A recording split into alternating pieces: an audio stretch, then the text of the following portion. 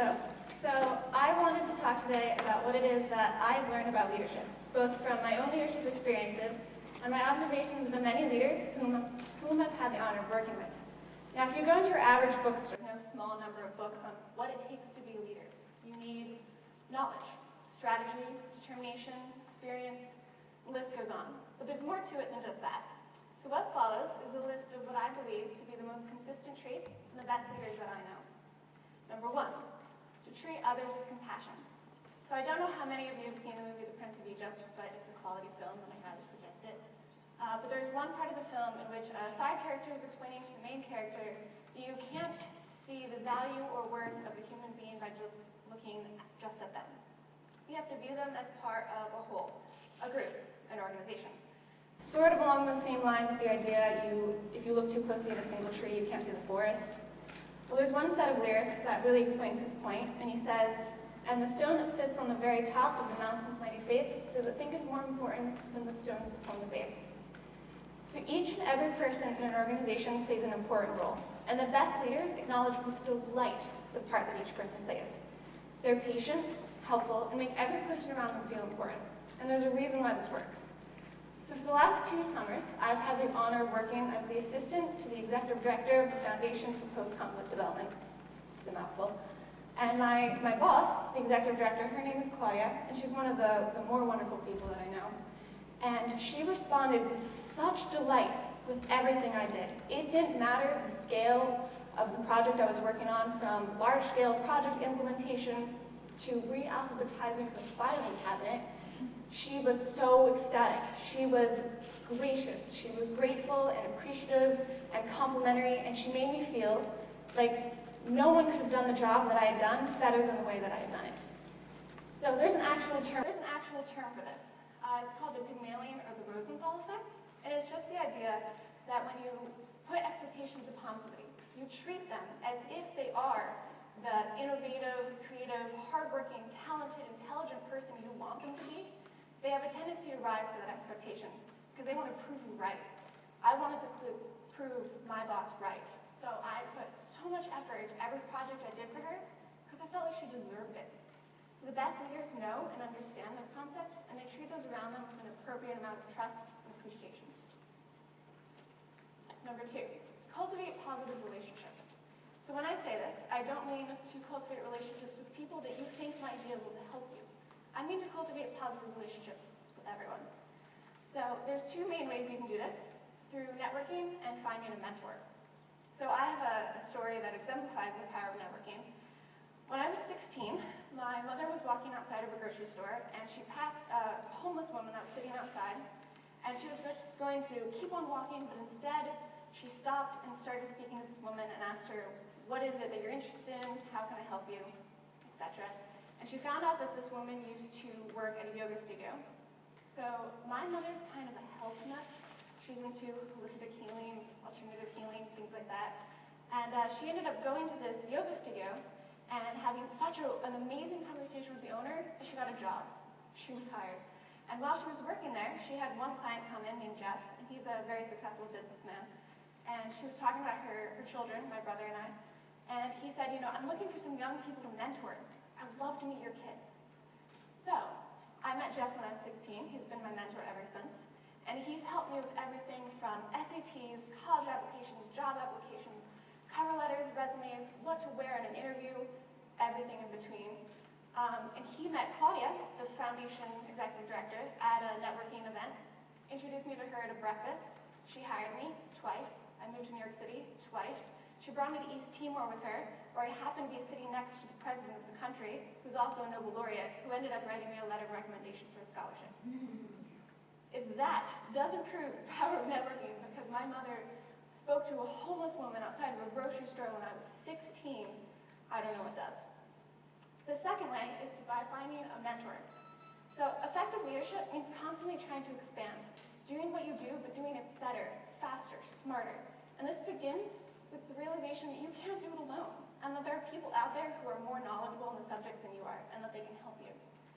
So I've already spoken briefly about 2 of my most supportive mentors, Jeff and Claudia, and not only have I had the opportunity to observe them in their own leadership, But because of my interactions with them, I've had an opportunity to cultivate leadership in myself. Through my work with the foundation and through my work with Jeff, I've been given numerous speaking opportunities. I got to speak at a UN youth panel, conferences where I got to present, things like that. For my sophomore year honors project, I wasn't sure what to do, and my boss, Claudia, suggested that I do a benefit dinner, just a fundraiser, but I decided the benefit dinner. So I decided, sort of naively, that I was going to single-handedly plan, cater, host, organize everything, a benefit dinner party in a castle. When I decided to do this, I was like, this can't be that hard, it'll be fine. I was wrong. It was really, really difficult, one of the most difficult things I've ever done.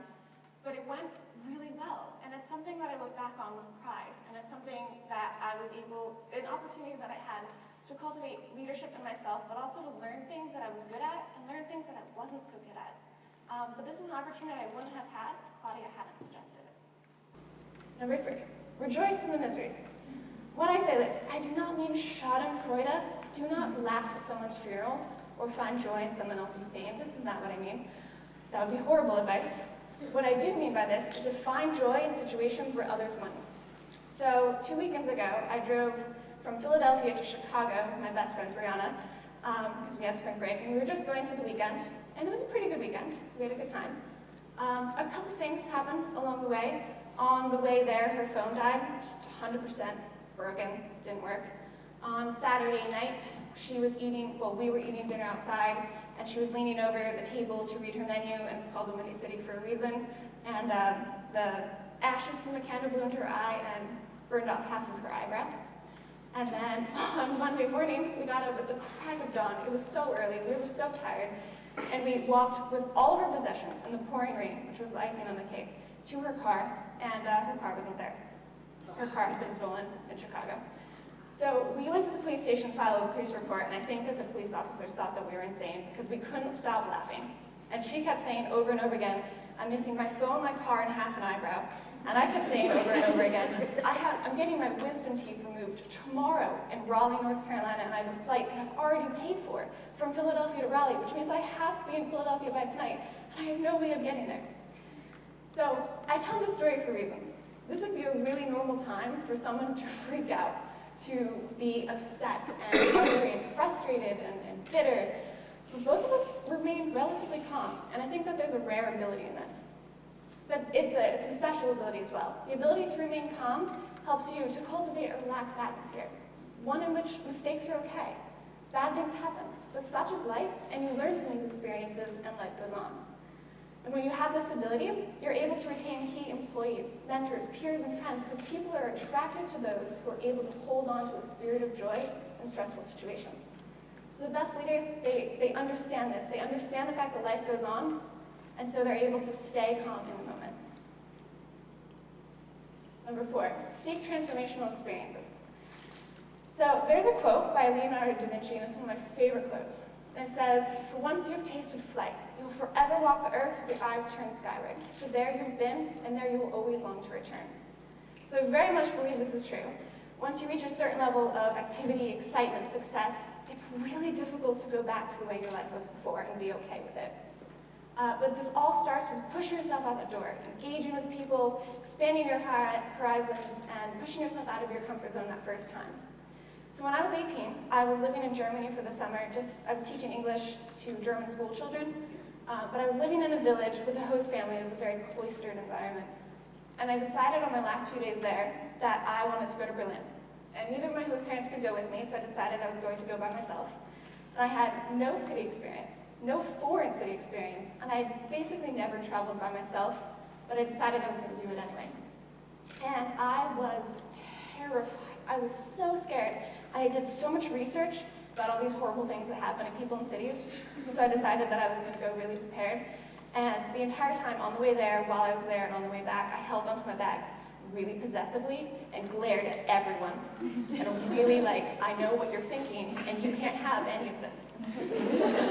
So looking back, this is horribly embarrassing because I was being completely irrational. But at the time, I was like, I'm a professional traveler. Look at me. So since this time, which the trip went really well, by the way, but I was really, really scared. But since that time, I've done a lot of independent traveling. It's become something that's a comfort and a competency that I have. So this last summer, Claudia asked me if I would travel independently to East Timor, which, if you don't know where that is, it's a very small country next to Indonesia. And I had to travel there and back by myself, and then meet her there, but while I was there, work independently for a lot of the time. And she was considering asking other members of the organization, but she asked me instead because she knew I had done it before, and so I could do it again. I had the most amazing experience. I met the most wonderful people, and I got to see grassroots development on the ground, in country, which is an experience I wouldn't trade for anything.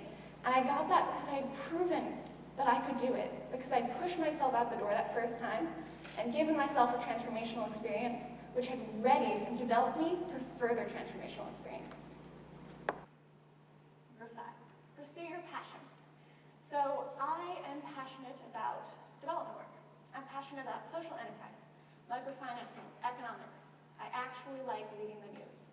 I also like following politics, traveling, planning, writing, organizing. These are things that I love doing. I'm currently applying for my first real job, and I am so excited. I'm so excited, it's ridiculous. And I have so many friends that are dragging their feet on the job application process because they don't know what it is that they want to do. And I'm one of those lucky few who knows exactly what I want to do, and I can't wait to get started. By finding something that you're passionate about and pursuing it, you're making what you do an extension of who you are. You know, your enthusiasm for the work compels you. You find it challenging, and yet you accept the challenge. And best of all, people want to help you. They want to catch on to that joy. They want to support you in what you do because they see how much you love it. And not only that, when you do something you're passionate about, it ensures that you will work hard every single day because you actually care, which ensures a long life. And number 6, follow the law of attraction. So this is just the idea, which we've actually heard in a lot of the talks today, that like attracts like. So positive energy fosters positive energy, and negative energy fosters negative energy. It really just highlights the importance of visualization and positive thinking, because what you think about and what you focus on has a tendency to happen. But this works both ways. So I already mentioned that my mom's kind of a health nut. She was really, really sick as a kid, so she had a very stringent diet growing up.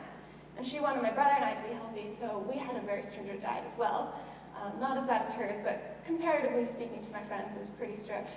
And I would go to school, which I should mention that this is now something that I'm so appreciative of, because I have the knowledge, know-how, and experience to live well and have a healthy lifestyle. But when I was younger, I hated it. I was a child, I wanted candy, that's what kids want. So I'd go to school and my friends would have packed lunches with a Capri Sun, a fruit by the foot, an apple and a sandwich, and I had a water bottle, salad, and bean sprouts. So I decided, I internalized the idea that something was wrong with me. Because if they were eating that, and I was eating like this, but they were fine, and I was also fine, that must mean that I am somehow weak, that I'm not well, I'm just not sick. But I always, for my entire life, felt like I was on the precipice of sickness. I was about to be sick. And this is something, it's so scary to me, the idea of sickness. And so I've run away from it and been avoiding it my entire life. And because of that, I've been thinking about it my entire life. So this is something that I only realized about a year ago when I was showing signs of hypochondria. So I was mildly thirsty. And I looked up my symptoms on WebMD. Never do that. Self-diagnosing will mess with your head. It's awful. But I decided that I had diabetes. I don't have diabetes, but that's what I decided. I had a slight headache. I don't get headaches. I looked at my symptoms, and I was convinced, I was like, I have a brain tumor. There's no way around the fact that I'm currently dying. So it got to the point where my friends and roommates were like, you need to stop. You need to calm down. You're perfectly healthy. This is ridiculous. So I really started to think, why? Why am I so fixated on the idea that at any moment I'm going to get some horrible disease? And I realized it's because I've been avoiding it. I've been thinking about it my entire life and therefore making it something that is a priority rather than something I'm trying to get away from. So by focusing on the bad that I'm running away from rather than the good that I want, I was bringing it towards me, which is the opposite of what I wanted. So you'll notice those people that are trying to avoid getting in debt tend to get in debt because they think about it. Those people who say, I will never be like my parents, end up exactly like their parents. It's because they're thinking about it. So, positive thinking. If you believe that you, as an individual, and your group, your cause, your company, your foundation, your organization, whatever, deserves the best of the best, and you act on that belief, and you go forward, pushing this positive energy outward, thinking, I will get the best, I deserve the best, I am the best, that positive energy will cycle back tenfold because your expectations have a lot of power. So I really believe that being a positive and hardworking individual who's doing something that you love, and you really love, will ensure a type of contagious enthusiasm and natural magnetism that will attract people to support you in what you do. Effective leadership is just as much about supporting those around you as it is the other way around. But remembering that and focusing on the positives and remaining true to who you are necessary steps on the way to successful leadership. Thank you.